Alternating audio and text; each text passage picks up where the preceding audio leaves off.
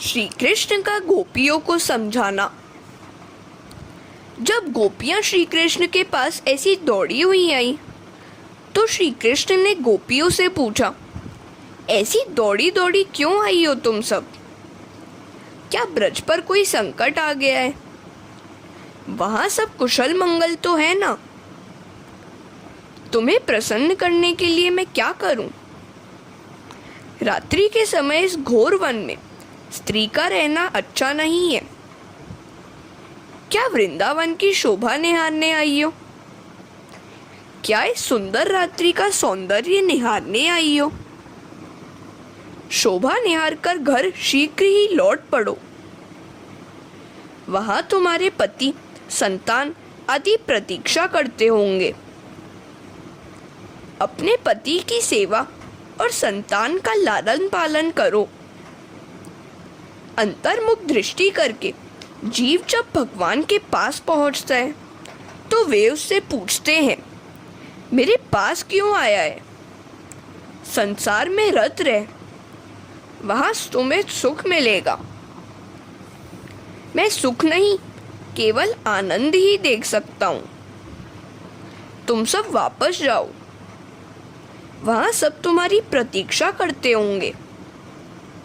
एक अर्थ है घर जाओ, दूसरा अर्थ ऐसा भी निकल सकता है कि जो जीव भगवान के स्वरूप से जा मिलता है वह कभी घर लौट नहीं सकता। जीव को परमात्मा सहसा नहीं मिलते। जीव को भ्रांति होती है कि भगवान उसे संसार में लौटने को कह रहे हैं।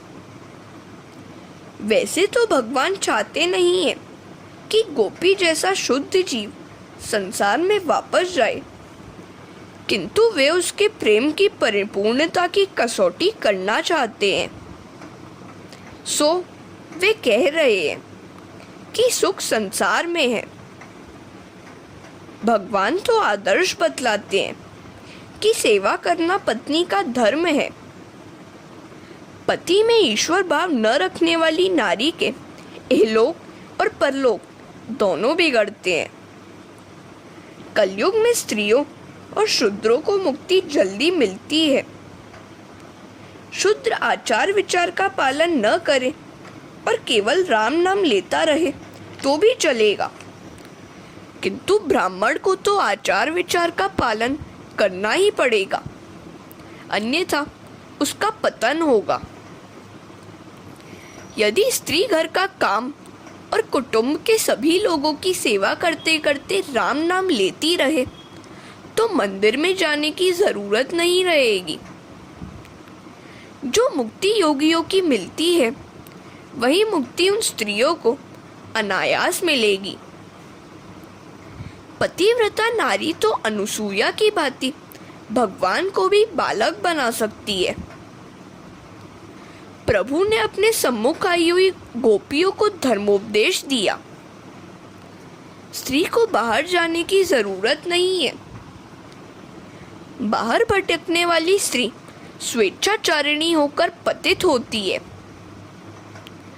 जो स्त्री घर में ही रहकर भली भांति गृहिणी धर्म का पालन करती है उसे पवित्र रहने की अनुकूलता रहती है।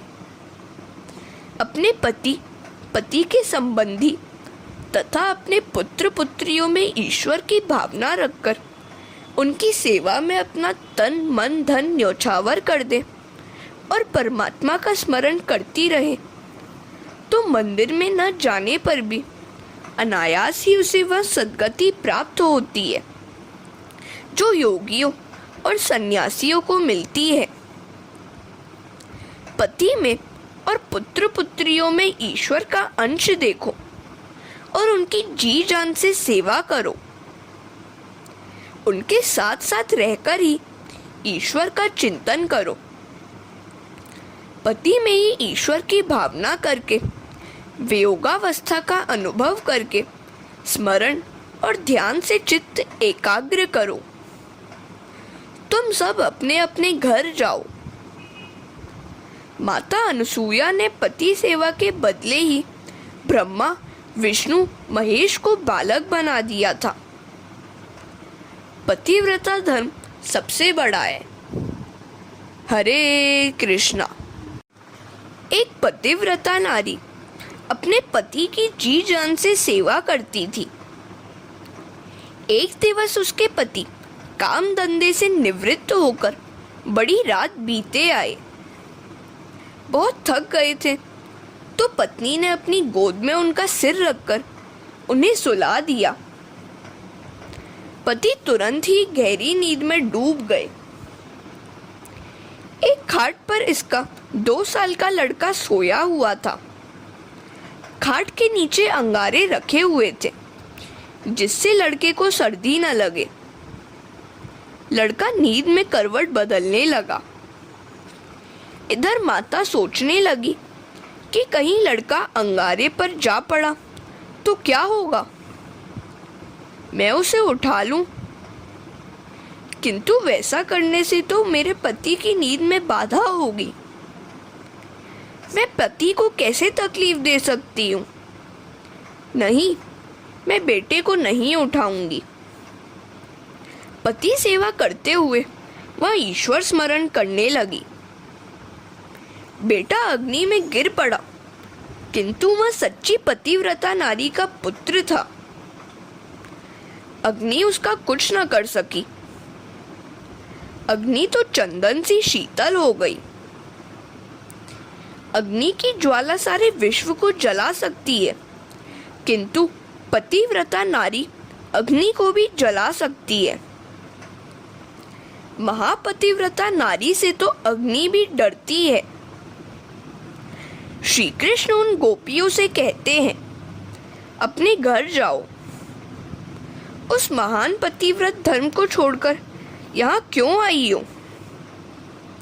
अपने पति और संतान को भगवान का अंश मानकर उनकी प्राणपण से सेवा करोगी तो घर में रहने पर भी तुम्हारा कल्याण ही होगा। श्री कृष्ण आगे कहते हैं, मेरे संयोग की अपेक्षा मेरे वियोग में तुम्हें कई गुना अधिक सुख मिलेगा। वियोगावस्था में मेरा भली भांति ध्यान स्मरण होता रहेगा और प्रेम भी अधिक पुष्ट होगा। संयोगावस्था में दोष दर्शन शुरू हो जाता है। वियोगावस्था में गुणों का ही स्मरण चिंतन होता रहता है। तुम्हारा प्रेम शुद्ध होगा तो तुम मेरे स्वरूप को प्राप्त कर सकोगी।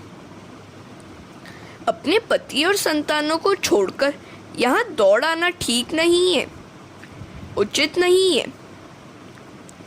ध्यान की आरंभावस्था में साधक का चित्त चंचल होने के कारण उसे चारों ओर अंधेरे का ही दर्शन होता है, ईश्वर रूपी प्रकाश का नहीं। यदि वह निराश न होकर प्रयत्न करता रहे तो अंधकार चीरकर प्रकाश अवश्य आएगा। भगवान ने गोपियों को घर लौटने की आज्ञा दी तो उन्हें दुख हुआ। आज भगवान ऐसे निष्ठुर क्यों हो गए हैं? उन्होंने भगवान से पूछा कि आज आप ऐसे क्यों हो रहे हैं? भगवान ने उनसे कहा, देह का स्वामी पति है। इस शरीर का कोई पिता होगा, पति होगा, किंतु आत्मा का पिता पति कोई नहीं होता। आत्मा का धर्म है प्रभु से मिलन। इस प्रकार भगवान ने उनको देह धर्म का उपदेश किया तो गोपियां प्रभु को आत्म धर्म का उपदेश देने लगी। आप आज ऐसे निष्ठुर क्यों हो गए हैं? आप ही ने तो गीता में कहा है कि जो भी भाव से आपकी सेवा पूजा करता है उसे आप मिलेंगे। तो फिर अब हमें घर क्यों लौटाया जा रहा है? आप तो पतित पावन और दया सागर हैं। ऐसी श्रद्धावश हम आपके चरणों में आई थी, अब आप ऐसे कठोर क्यों हो गए हैं? हमने संसार के सभी विषयों का मन से त्याग करके आपके चरणों की शरण लेने का अटल निश्चय किया है। सभी विषयों का मन से त्याग करके भगवान के चरण में जाने वाला जीव ही गोपी है। हरे कृष्णा। त्यक्त्वा शब्द विषयों का शारीरिक त्याग दर्शाता है और संत्यज्य शब्द विषयों का मानसिक त्याग, असाधारण त्याग दर्शाता है। हम सभी विषयों का शारीरिक और मानसिक त्याग करके आपके चरणों में आई हैं। आपके लिए हमने सर्वस्व का त्याग किया। सांसारिक विषयों का विवेक पूर्वक त्याग करके केवल आपसे मिलने के लिए ही हम आई हैं। हमारी उपेक्षा न करें। हमारे मन में आपके सिवाय और कुछ भी शेष नहीं है। जिसके मन में ईश्वर के सिवाय अन्य कुछ भी नहीं है, वही गोपी है। इस संसार के विषयों का जब तक मन से त्याग न किया जाए, भक्ति नहीं हो सकती। सच्चा त्याग कबीर का मन से दिया उतार। शारीरिक त्याग तो जीव तुरंत कर सकता है, किंतु मानसिक त्याग करना बड़ा कठिन है। मानसिक त्याग न करें और केवल शारीरिक त्याग ही करें तो दंभी हो जाएगा। मानसिक त्याग ही मुख्य है। तन चाहे जहां हो, किंतु मन को ईश्वर से दूर कभी न होने देना। वृत्तावृत्त नाम के दो साधुओं का दृष्टांत देखें। वे दोनों यात्रा कर रहे थे। प्रयागराज की दिशा में जा रहे थे। जन्माष्टमी के दिन वेणी माधव का दर्शन करना चाहते थे। चलते चलते रात हो गई। थक भी गए थे। एक वेश्यागृह दिखा तो आवृत ने कहा, जोरों की बरसात हो रही है, अंधेरा भी है, रास्ता दिखता नहीं है और मैं थक भी गया हूँ, सो मैं तो आज यहीं रहूंगा। तुझे आगे जाना है तो जा। वृत्त ने माना कि इसका मन शायद बिगड़ गया है। वह बोला कि मैं यहाँ नहीं रुक सकता। वह चलता रहा और प्रयागराज के मंदिर में ठहरा। आवृत वेश्यागृह में ठहरा तो था, किंतु अब उसे पछतावा होने लगा। वह अपने आप को कोसने लगा।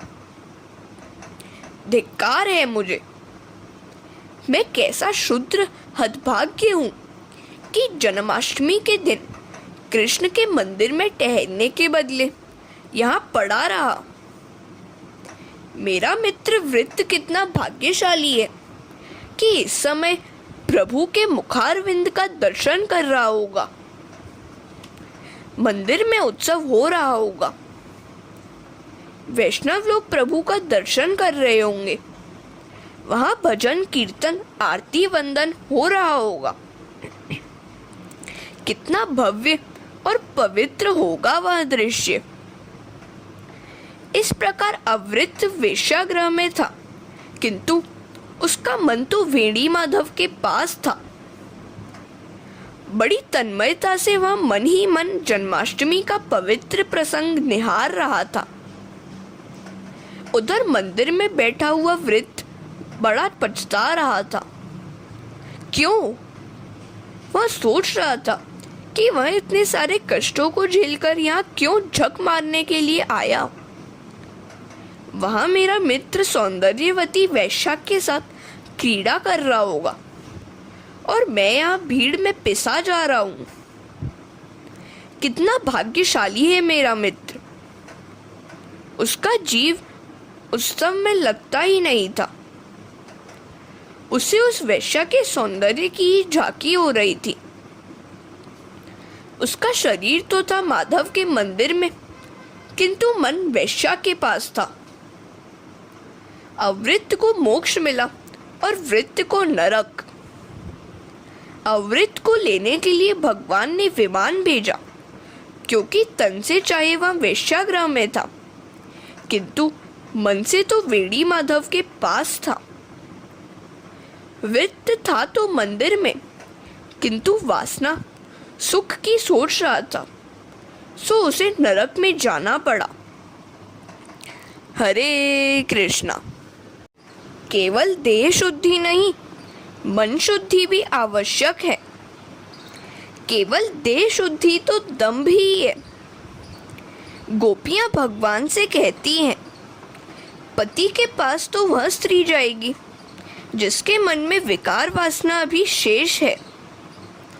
विकार वासना त्यागेगी तभी प्रभु के निकट आएगी। हम निर्विकारी हैं, सो आपके पास आई हैं। भगवान कहते हैं, क्या प्रमाण है तुम्हारी निर्विकारता का? गोपियां कहती हैं, आप ही तो प्रमाण हैं, क्योंकि हमारे हृदय में आप ही विराज रहे हैं। को देवो यह मन साक्षी। जो मन को साक्षी रूप निहारता है वह ईश्वर है। वे मन के भाव कुभाव तो परख लेता है। यदि हम में कोई विकार है तो वह आपसे छिपा तो होगा ही नहीं। आप किल बंधुर आत्मा है, हम निर्विकारी हैं। अब तो एक ही इच्छा, एक ही वासना बाकी है, वह है आपसे मिलने की। ईश्वर परिपूर्ण वैराग्य, प्रेम, भक्ति और ज्ञान मांगते हैं। उनको कुछ भी ओछा अधूरा स्वीकार्य नहीं है। पति सेवा की जो आज्ञा आपने हमें दी है वह शिरोधार्य है। हमारे शरीर के पति घर में है, किंतु आत्मा के पति तो आप ही हैं। आप पति में ईश्वर की भावना रखकर उसकी सेवा करने को कहते हैं, किंतु पति में ईश्वर की भावना तो स्त्री के लिए आवश्यक है जो आपको देख नहीं पाती।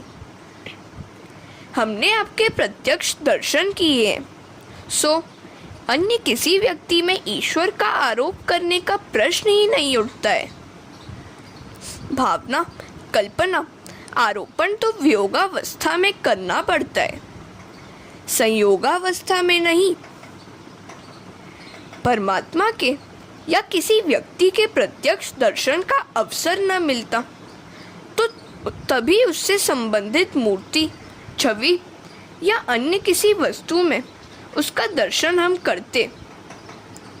हमने तो आपके प्रत्यक्ष दर्शन किए हैं, तो फिर आपको छोड़कर अन्य में भावना क्यों करें? और पति कौन है? पाति इति पति। मृत्यु के भय से जो रक्षा करे वही पति है। मृत्यु के जाल से मुक्त कराए वही पति है। ऐसे तो एकमात्र आप ही हैं। जीव मात्र के सच्चे पति तो ईश्वर ही हैं। आप सबके अनन्य स्वामी हैं। अतः हमने सोच समझकर ही आपके चरणों का आश्रय लिया है। नाथ, एक प्रश्न पूछे? प्रभु ने अनुमति दी। गोपियां कहती हैं, पतिव्रता नारी का जो धर्म आपने बतलाया है उसका फल क्या है? कृष्ण कहते हैं, मन शुद्ध होता है। गोपियां कहती हैं, मन शुद्ध होने पर क्या मिलता है? कृष्ण कहते हैं, उस शुद्ध मना जीव को परमात्मा मिलते हैं। धर्म का पालन चित्त शुद्धि के लिए है और चित्त शुद्धि का फल है प्रभु मिलन। गोपियां कहते हैं, आप तो हमको मिल ही गए हैं, तो फिर हम उस चक्कर में क्यों फंसे? आप ही हमारे सच्चे पति हैं, हमारा त्याग न कीजिए। कृष्ण कहते हैं, मैंने पतिव्रता नारी का दृष्टांत सुनाया। तुम भी घर रहकर कुटुंबी जनों की सेवा करते करते वहीं सिद्धि प्राप्त कर सकती हो। हरे कृष्णा। पुरुष की अपेक्षा नारी के लिए सिद्धि प्राप्ति अधिक सुलभ है। घर में ही रहकर घर के प्रत्येक जीव को ईश्वर रूप मानकर अपना तन मन धन न्योछावर कर देना चाहिए। शास्त्र तो यहाँ तक कहते हैं कि पति के धनार्जन के लिए किए गए पाप में स्त्री का कोई भाग नहीं है, किंतु पति के पुण्य में से उसे आधा हिस्सा मिल जाता है। किंतु नारी को पति के पुण्य में से आधा हिस्सा कब मिलता है? यदि स्त्री अपने पति और संतानों को परमात्मा का ही स्वरूप मानकर उनकी सेवा करे तो उसे पति के पुण्य का आधा हिस्सा प्राप्त होता है। स्त्री धर्म सर्वश्रेष्ठ है। वह अपने पति और संतानों की सेवा करे, संतानों को धर्म की शिक्षा दे, यही उसकी सबसे बड़ी सेवा है। कथा आख्यानों में बैठे रहना नहीं। पति सेवा से चित्त शुद्धि होती है, चित्त शुद्धि से परमात्मा की प्राप्ति। गोपियां श्री कृष्ण से कहती हैं, नाथ ऐसा मत मान ले कि आप ही कथा कर सकते हैं, हम भी कर सकती हैं। विगत जन्मों में हमने सब कुछ किया है। कथा आख्यान कीर्तन भजन सुनते सुनते हम थक हार गई, फिर भी आपकी एक झांकी तक न मिली। सो हमने ऋषियों का चोला उतारकर गोपियों का रूप धारण किया। आपने तो बहुत कुछ सुनाया, अब आप हमारी भी तो सुनिए। एक पतिव्रता नारी के लिए अपने पति का वियोग असह्य था। वह पति से हमेशा साथ रहने का ही आग्रह किया करती थी। संयोगवश पति को परदेश जाने का अवसर आया। वह भी पति के साथ जाने को तैयार हो गई। वह कहती है, मुझे छोड़कर न जाइए नाथ, मुझे अपने संग ही ले चलिए। पति उसे समझाने लगा, देवी मैं कामकाज के लिए बाहर जा रहा हूँ, वहां तुझे कैसे ले जाऊं? मेरे वियोग में जलना न पड़े, ऐसा मेरे पास एक उपाय है। घर में मेरा वह जो चित्र है ना, उसकी दृढ़ भाव से सेवा पूजा करती रहना और मानना कि मैं घर में ही हूँ। जब भी मेरी याद सताने लगे उस चित्र का दर्शन पूजन करना। वह पतिव्रता नारी बड़ी तन्मयता से पति की छवि की पूजा करने लगी। 2 महीने बीत गए। एक दिन पति लौट आया। उस समय वह नारी पति के चित्र की सेवा में लीन थी। गोपियां श्री कृष्ण से कहती हैं, अब प्रभु हमारा प्रश्न यह है कि पति की आवाज़ सुनने पर भी वह स्त्री चित्र की सेवा करती रहेगी या पति के स्वागत के लिए दौड़ती हुई द्वार पर पहुंचेगी? श्री कृष्ण कहते हैं, अरे यह भी कोई पूछने की बात है? वह दौड़ती हुई द्वार पर पहुंचेगी। गोपियां कहती हैं, क्यों? श्री कृष्ण ने कहा, चित्र तो कागज का एक टुकड़ा ही है, जबकि द्वार पर तो साक्षात पतिदेव पधारे हुए हैं। गोपियां कहती हैं, नाथ हम जीत गई, आपने बराबर न्याय किया।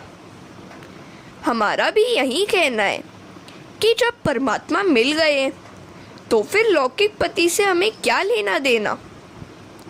लौकिक पति तो उस चित्र में आलेखित पति सा होता है। प्रत्येक जीव के प्रति निस्वार्थता से समान प्रेम करने वाले सच्चे पति जब हमको मिल गए तो उस लौकिक पति को हम क्यों अपनाएं? लौकिक व्यक्ति के प्रेम में तो हमेशा कपट और स्वार्थ ही होता है। किंतु यह बात आजकल की साधारण नारी के लिए अनुसरणीय नहीं है। जब तक परमात्मा से साक्षात्कार न हो पाए तब तक तो पति में ही परमेश्वर की भावना करनी होगी। हरे कृष्णा। परमात्मा के प्रत्यक्ष दर्शन होने के बाद पति में प्रभु की भावना न की जाए तो कोई विशेष बाधा नहीं है। भावना वियोग में ही करनी पड़ती है, संयोग में नहीं। गोपियाँ कहती हैं, नाथ, हमने स्त्रीत्व सहित सर्वस्व त्याग किया है और आपकी शरण ली है। जो न तो स्त्री है और न पुरुष, ऐसे शुद्ध चेतन आत्मा का विशेष कौन सा धर्म हो सकता है? उनका न तो कोई नारी धर्म होता है और न कोई पुरुष धर्म। नाथ, जो जीव स्त्री हो उसके लिए नारी धर्म का पालन करना आवश्यक है, लेकिन हम तो शुद्ध चेतन आत्मा है और आत्मा का धर्म है प्रभु से मिलन। जब तक प्रभु न मिल पाए तब तक अपने अपने धर्म का पालन करना चाहिए। धर्म के पालन से मन शुद्ध होता है। धर्म पालन से पाप जल जाते हैं। पाप जल जाने पर मन शुद्ध होता है और मन शुद्ध होने पर परमात्मा से साक्षात्कार हो पाता है। आप तो प्रत्यक्ष परमात्मा हैं। आप तो हमको मिले हुए ही हैं। हमें अपना सच्चा पति प्राप्त हो चुका है।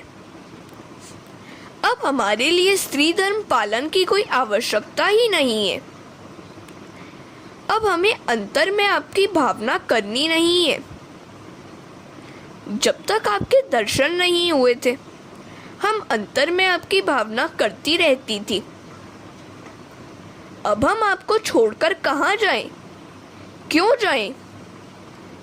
अब आपको छोड़कर जड़ धर्म का सहारा क्यों ढूंढे? धर्म तो साधन है, साध्य तो आप स्वयं ही हैं। हमने आज तक स्वधर्म का पालन किया, तभी तो आपसे साक्षात्कार हो पाया है। हम तो आपके चरणों की दासी हैं। नाथ, अब निष्ठुर होकर हमारा त्याग न करें, हमें अपना लीजिए।